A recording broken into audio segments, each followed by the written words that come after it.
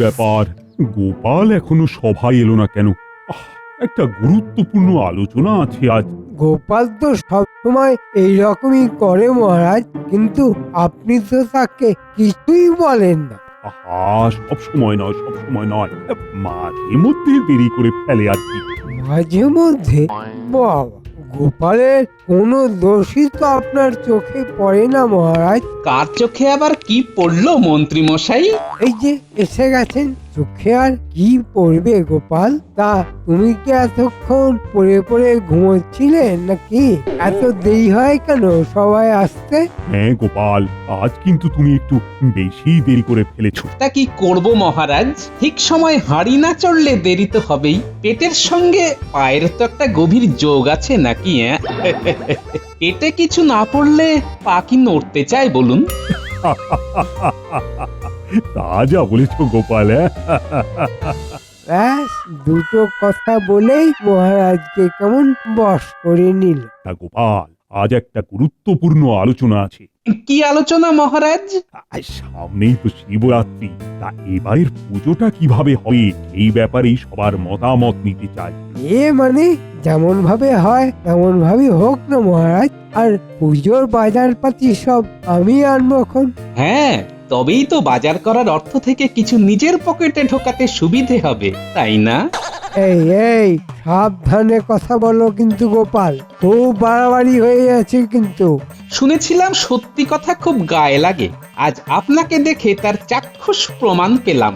গোপাল, আমি কিন্তু আবার শুরু করলে তোমরা? থামো থামো থামো তো, সব সময় শুধু বাচ্চাদের মতো ঝগড়া। তার থেকে বরং শিবরাত্রির পুজো নিয়ে কথা বলো। মহারাজ, এমনি পূজা তো প্রতি বছরই হয়, তার থেকে আমরা যদি এই বছর নতুন কিছু করি, মানে নতুন কোনো ভাবে পুজো করি। বেশ তো, তা কিভাবে কি করা যায় বলো? কেউ কোনো নতুন উপায় দাও। মহারাজ, আমরা যদি অনেক বড় একটা শিব ঠাকুরের মূর্তি করি তাহলে কেমন হয়? অনেক বড় মানে কত বড়? এই এই ধরুন, এক নারকেল গাছ লম্বা, বেশ এক নতুনত্ব ব্যাপার হবে।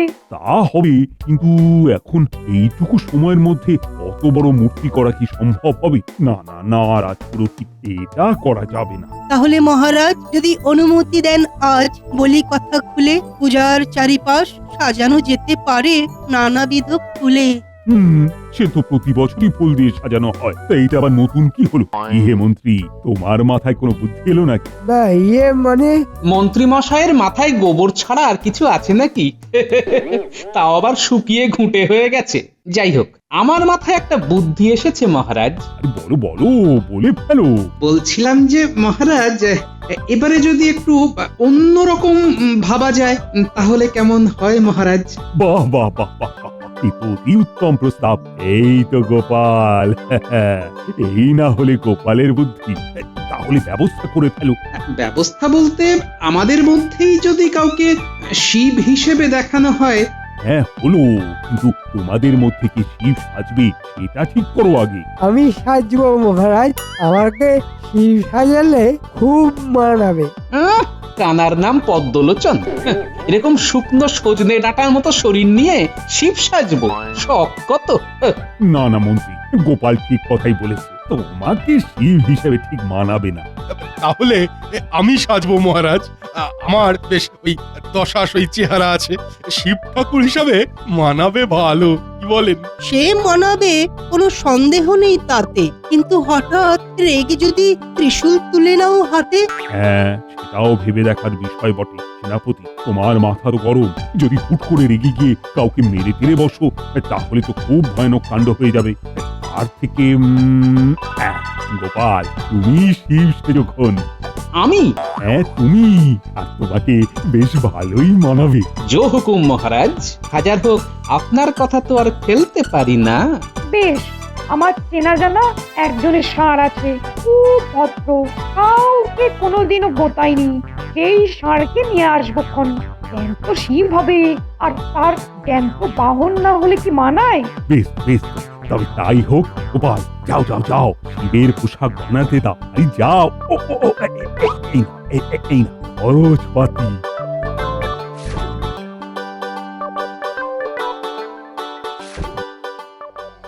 দেখলে গোপালটা কেমন বুদ্ধি করে মোহর হাতিয়ে নিল।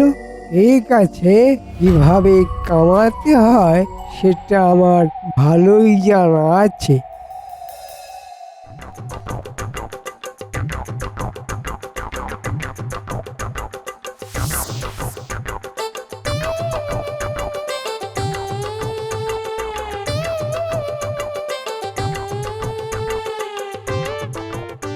এই যে দর্জি মশাই, আরে আরে গোপাল দাদা, কি সৌভাগ্য আমার, তুমি আমার দোকানে।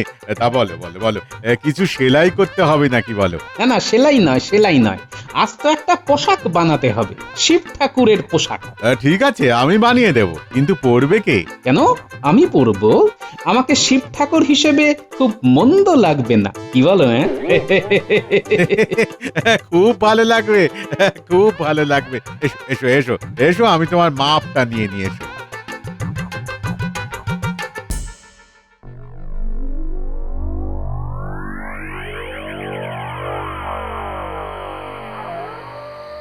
উফ, কত রাত হয়ে গেল, এখন ঘরে গেলেই বউয়ের মুখ ঝামটা শুনতে হবে। দূর দূর, আর ভালো লাগে না ছাই। কোন বটা ঘটা? আরে মন্ত্রী মশাই এত রাতে এই মানিক জোড়ের সাথে কি করছে? কেমন একটা রহস্যের গন্ধ পাচ্ছি। না, ব্যাপারটা খতিয়ে দেখতে হচ্ছে তো। এই কাজটা করতে পারলেই আমাদের রাতারাতি অনেক উপার্জন হয়ে যাবে। সে তো বুঝলাম মন্ত্রী মশাই, কিন্তু কাজটা কি একটু বুঝিয়ে বলুন তো। শিবরাত্রির দিন সবাই শিবের মাথায় দুধ ঢালতে আসবে, আর সেই দুধ বুঝেছি মন্ত্রী মশাই, বুঝেছি। গঙ্গা জলে গঙ্গা পুজো। আর ওই দুধ বিক্রি করে যা আয় হবে তার 60 ভাগ আমার আর 40 ভাগ তোদের। মাত্র 40 ভাগ? ইয়ে মানে আর একটু যদি বেশি হতো। না না, এর থেকে বেশি হবে না। বুদ্ধি আমার, তাই বেশি ভাগটাই আমার। ঠিক আছে মন্ত্রী মশাই, তাই হবে। হ্যাঁ, ওদের কাজটা কিন্তু খুব সাবধানে করতে হবে। ওই গোপাল যদি একবার টের পায় তাহলে সব পরিকল্পনায় ভেস্তে যাবে। ও নিয়ে আপনি চিন্তা করবেন না মন্ত্রী মশাই, আমরা দক্ষ হাতে মোক্ষ লাভ করব। তাছাড়া গোপাল তো ওই শিব সেজে মন্দিরে বসে থাকবে। বসে বসে আর কি বা করতে পারবে ওই গোপাল? তা ঠিক, কিন্তু তাও আমাদের সতর্ক থাকতে হবে, বুঝেছিস? বুঝেছি মন্ত্রী মশাই। আচ্ছা, এই ব্যাপার তাহলে। মতলবটা আমার কাছে পরিষ্কার। যত সব কুমতলব।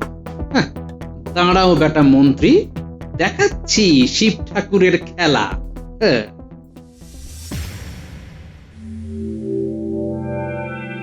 কি হে গোপাল, শিব ঠাকুরের পোশাক তৈরি তো? হ্যাঁ মহারাজ। তা করে দেখে নিয়েছো তো গোপাল? তোমার যা বুড়ি। মনে মনে খুব হাসা হচ্ছে না? হেসে নাও, হেসে নাও। মহারাজ, আমার একটা প্রস্তাব আছে। কি প্রস্তাব? আরে বলে ফেলো। আমি সারা রাত ভাবলাম, মন্ত্রীমশাই এই পুজোতে যোগদান করতে চেয়েছিলেন, তাকে একেবারে বাদ দিয়ে দেওয়া উচিত হবে না মহারাজ? মানে একটু একটু বুঝিয়ে বলো না গোপাল। মানে মন্ত্রীমশাইকে শিব সাজলে না হয় মানাবে না, কিন্তু শিবের সেবক সাজলে তো মানাবে। বাবা, তোমার আবার হলো কি গোপাল? আমার হয়ে ওকালতি করছো? আমার তোমার ব্যাপার নয় মন্ত্রীমশাই, আমি সব সময় সত্যের পক্ষে। আমার মনে হলো আপনি শুদ্ধ মনে এই পুজোতে থাকতে চান, তাই বললাম আর কি। হ্যাঁ, ঠিকই তো ঠিকই তো মন্ত্রী, এই প্রস্তাবটা কিন্তু খারাপ নয়, কি বলো? কিন্তু নয়, বরং এই প্রস্তাবে সাপে বর হলো।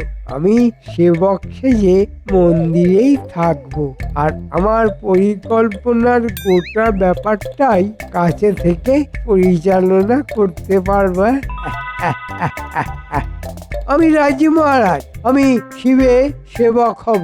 তাহলে সেবকের মতো সাজতে হবে কিন্তু। বাবার পছন্দ লাল চন্দনের টিকা, তার সাথে লাল বস্ত্র আর লাল উত্তরীয়। সে কোনো ব্যাপার নয় গোপাল, আমি একদম লালে লাল হয়ে মন্দিরে পৌঁছে যাবো। হ্যাঁ? এমন সাজবো তোমার থেকে লোকে আমার দিকে বেশি দেখবে। হ্যাঁ, সে তো দেখবেই। দেখবার মতো কাণ্ড ঘটলে দেখতে তো হবেই। তাহলে সবকিছু ঠিকঠাক হয়ে গেল। গোপাল, তুমি কিন্তু তৈরি হয়ে ঠিক সময় মন্দিরে পৌঁছে যেও। জো হুকুম মহারাজ।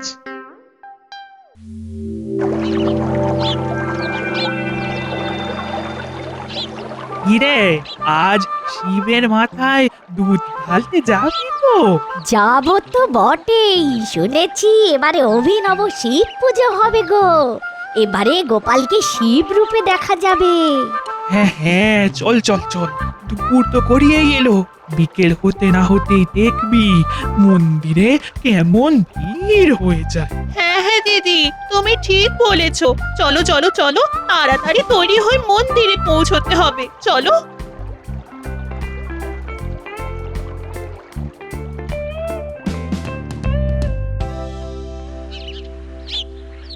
বাবা বাবা বাবা, শিব সাজতে তোমায় কি ভালো লাগছে গো?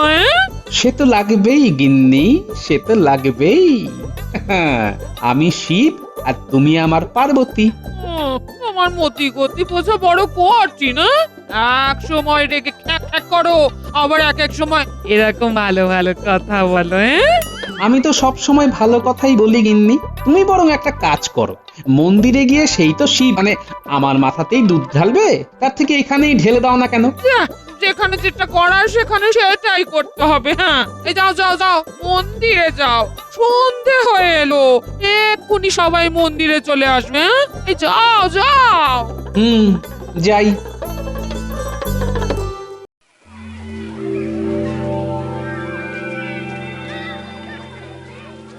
কি মোটা মোটা তোরাও লাল কাপড় পরে এসেছিস যে? আগে শুনলাম আপনিও লাল পরে আসছেন, তাই। হ্যাঁ, গুরুরা যা পড়বে শিষ্যরাও তো তাই পড়বে মন্ত্রী মশাই। বাহ, এই তো চাই। তোদের গুরু ভক্তি দেখে আমি মুগ্ধ। ঠিক আছে, এই ভক্তির উপহার স্বরূপ 60-40 নয়, বরং যা আমদানি হবে তার অর্ধেক আমার, অর্ধেক তোদের। মন্ত্রীমশাই, ওই তো মন্দিরের সামনে লোকজনের ভিড় জমে গেছে, এবার সবাই দুধ ঢালবে। আমরা তাহলে কাজ শুরু করে দিই। হ্যাঁ, শুরু করে দে বটা। আর বলতে হবে না মন্ত্রীমশাই, সব বুঝে গেছি। যেমনটা বলেছেন ঠিক সেভাবেই কাজ করব। আর ঘটা, তোর কাজ হবে দোকানের আয়ের ব্যাপারটা দেখে নেওয়া, আর কিছু না। সে আর বলতে, এতে তো দুটো লাভ। একই দুধ বারবার বিক্রি করে আমাদের মোটা অর্থ উপার্জন হবে। একেই বলে এক ঢিলে দুই পাখি। হ্যাঁ, হা হা হা হা হা হা।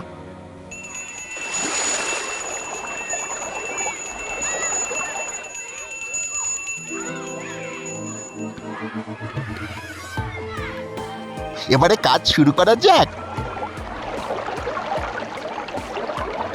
এই তো ভর্তি হয়ে গেছে। এই তো বটা, বাহ বাহ, দারুণ দারুণ। নে এবার তোরা বিক্রি বাটা শুরু কর, আমি যাই।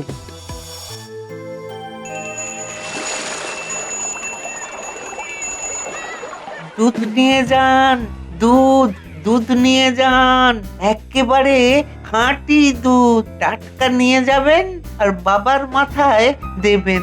দুধ নিয়ে যান, দুধ দুধ নিয়ে যান, দুধ। বলি, দুধ ভালো তো? ভালো মানে একদম ভালো, যাকে বলে বাবার মাথায় ঢাললে মনোকামনা পূর্ণ হবেই হবে। ঠিক আছে ঠিক আছে, দাও দেখি।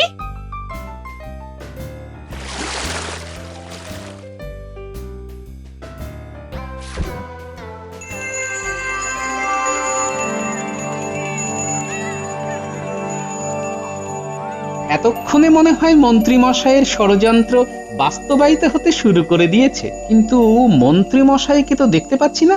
এই তো পুজো তো বেশ ভালোই চলছে দেখছি। হ্যাঁ হ্যাঁ, জমে উঠেছে পুজো। শিব সেজেছে গোপাল, মন্ত্রী মশাই শিবের সেবক, এমনই তার কপাল। মন্ত্রীর কথা শুনে মনে পড়লো, মন্ত্রী কই? এ কি শিবের সেবক কোনো অনুপস্থিত কেন? কি জানে মহারাজ, সেবক মনে হয় এখন নিজের পকেটের সেবায় ব্যস্ত। সবাই কি আর তোমার মতো নাকি গোপাল?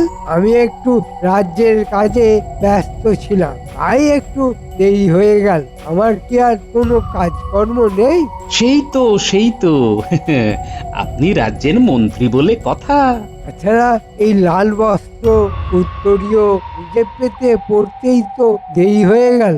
বাহ বাহ বাহ, মন্ত্রী এই লাল পোশাকে তোমায় কিন্তু বেশ লাগছে। হ্যাঁ, যেন একেবারে দানা ছাড়া পাকা লঙ্কা। দেখেছেন মহারাজ, গোপাল কেমন বাঁকা কথা বলতে শুরু করে দিয়েছে। ঠিক আছে, বাঁকা কথা আর কইব না। তবে আজ আপনি আমার অর্থাৎ শিবের সেবক। আজ আমি সোজা সোজা যা বলবো আপনাকে সব শুনতে হবে কিন্তু। হ্যাঁ, এটা গোপাল একেবারে ঠিক কথা বলেছে। মন্ত্রী বেটা ষড়যন্ত্রী, তোমার জন্য যে কি অপেক্ষা করছে সেটা তুমি নিজেও জানো না। আজ এই গোপাল তোমার বিসর্জন করে ছাড়বে। তা কি করতে হবে বলে ফেলো গোপাল। করতে তো অনেক কিছুই হবে, তবে শুরু হোক প্রণাম দিয়েই। তা কাকে প্রণাম করতে হবে? কেন আমাকে? তোমাকে? কোন দুঃখে আমি তোমাকে প্রণাম করতে যাও বলো তো? কেন? আমি তো আজ শিব আর আপনি শিবের সেবক। আর সে তুমি শিব সাজলেও আদতে তুমি তো মহারাজের সামান্য এক কর্মচারী। না না, আমি তোমাকে প্রণাম করতে পারবো না। আমি তো জানি সে কথা। ঠিক আছে, আমাকে না হোক আপনি এই ষাঁড়কে প্রণাম করুন। এই ষণ্ডকে প্রণাম করলেই আপনার সেবক রূপ সার্থক হবে। ঠিক আছে, আমি তাই করব। এই কি ষাঁড়টা এরকম করছে কেন? ওর মনে হয় আপনার সেবা পছন্দ হয়নি। ওরে বাবা রে! বাঁচাও বাঁচাও বাঁচাও, আমাকে বাঁচাও! ওরে বাবা রে! ওরে বাবা রে! মেরে ফেললে! ওরে বাবা রে! বাঁচাও বাঁচাও বাঁচাও! ওরে বাবা রে! বাঁচাও বাঁচাও বাঁচাও বাঁচাও! ও ও বাঁচাও! ওরে বাবা রে! ওরে বাবা রে! মেরে ফেললে! বাঁচাও বাঁচাও বাঁচাও! ও ওরে বাবা রে! আর পাচ্ছি না। ও ওরে বাবা রে! ওরে বাবা, মন্ত্রী মশাইকে তো ষাঁড়ে তাড়া করেছে। ওরে বাবা রে, কি করি যাই যাই দোকানের ভিতরে লুকিয়ে পড়ি। হ্যাঁ, এই ঘটা আরে! ও ওরে বাবা রে! ও ও ওরে বাবা রে! ওরে বাবা রে! আমাকেও নিয়ে চলে ওই ঘটা! এই না না না, আমাকে নিয়ে যা না! ওরে বাবা রে! মরে গেলাম! বাঁচাও বাঁচাও বাঁচাও বাঁচাও বাঁচাও বাঁচাও! ওরে বাবা রে! পেয়ে গেল, সব খুলে গেল! ও মারে! ও ওরে বাবা রে! ও বাবা গো, ও মা গো, বুঝিয়া বাবারে, বাবারে, বাবা। ও বটা মরে গেলাম। এ কি হঠাৎ করে এমন কেন হলো? কিছুই তো বুঝতে পারছি না মহারাজ। এই ষাঁড় তো বড়ই শান্ত। এসব আমার বুদ্ধিতে হয়েছে মহারাজ। সেই জন্যই তো আমি মন্ত্রী মশাইকে লাল জামা কাপড় পরে আসতে বলেছিলাম, যাতে লাল দেখেই ষাঁড় বাবাজি রেগে লাল হয়ে যায়। সে কি? কিন্তু কেন? শুনুন তবে, মন্ত্রী মশাই এত রাতে এই মানিক জোড়ের সাথে কি করছে? কেমন একটা রহস্যের গন্ধ পাচ্ছি। না, ব্যাপারটা খতিয়ে দেখতে হচ্ছে তো। এই কাজটা করতে পারলেই আমাদের রাতারাতি অনেক উপার্জন হয়ে যাবে।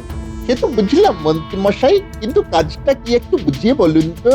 শিবরাত্রির দিন সবাই শিবের মাথায় দুধ ঢালতে আসবে, আর সেই দুধ বুঝেছি মন্ত্রী মশাই, বুঝেছি।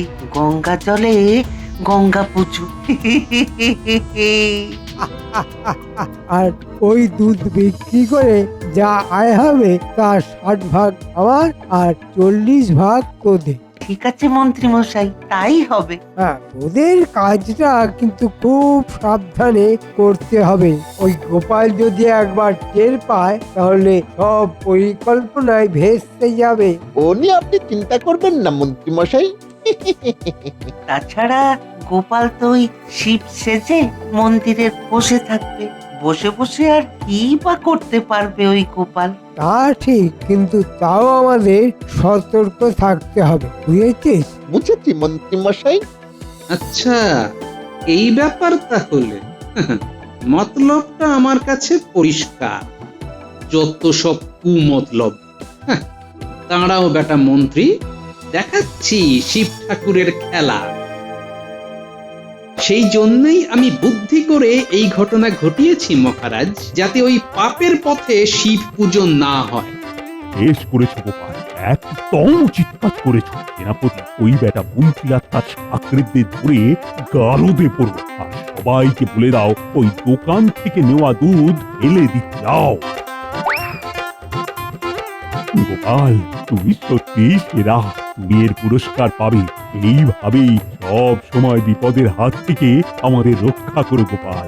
এটা তো আমার কাজ মহারাজ, তথাস্তু। জয় গোপালের জয়, জয় গোপালের জয়, জয় গোপালের জয়, জয় গোপালের জয়, জয় গোপালের জয় জয়। গোপালের জয়।